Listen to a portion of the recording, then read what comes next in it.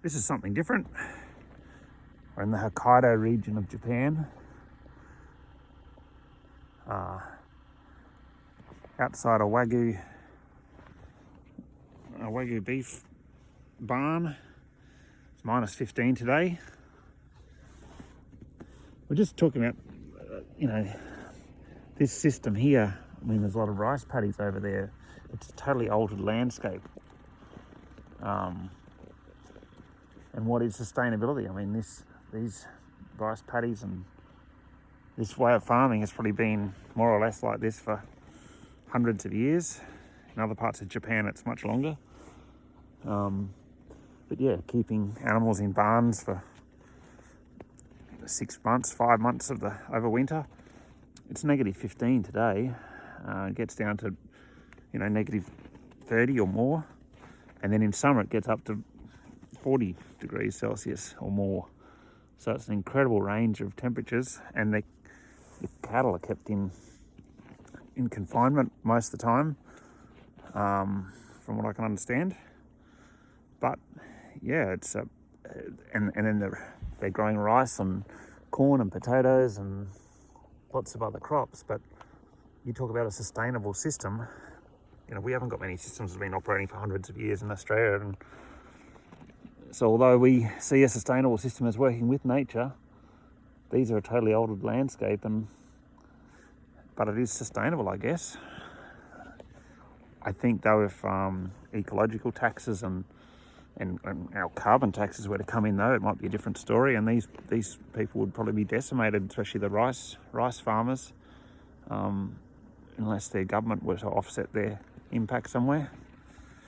So yeah, we do have a strength in Australia, I suppose, that we don't have to deal with such fluctuations in temperature or fluctuations in climatic conditions. And we can work with nature a lot more, and that should be our strength. And in a grass-fed operation, grass-fed livestock is an excellent way of working with nature, because we can have trees all over our operation. We can be claiming those sort of credits and doing things that these guys just can't do. So yeah, it's a different way of thinking and operating. Oh, look at those things, snowmobile. But yeah, as far as sustainability goes, they look great. What is the definition of it? And if we can operate for a couple of hundred years without degrading our land, is that sustainable? If we can have a system that produces food without much chemical or synthetic input, as these guys seem to be able to do year after year after year, that's sustainable. It's just that it doesn't have much nature involved in it. So I don't know where that leaves us. We have strengths, I guess, at home, and we should work to those strengths. An Australian system can be out in the paddock all year round. It can have animals, both domestic and native, living together, and vegetation, whereas a lot of systems for food can't. And that's probably where this trade-off mentality comes from, that one area is for agricultural production and another one is for, is for the environment. At home, if we do it properly, we can have both simultaneously operating, and we can promote that, and I think that's our big strength. Admittedly, the type of beef they have here, the Wagyu beef, is,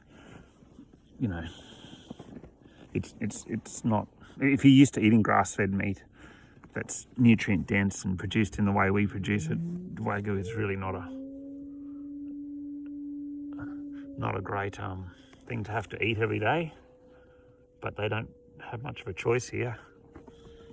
So anyway, we've got lots of strengths, but it's great to see a place that's completely different to home and operating in a couple of meters of snow and at temperature ranges that we couldn't even fathom. So we realise how lucky we are and how easy we've got it. So that's it from Hokkaido.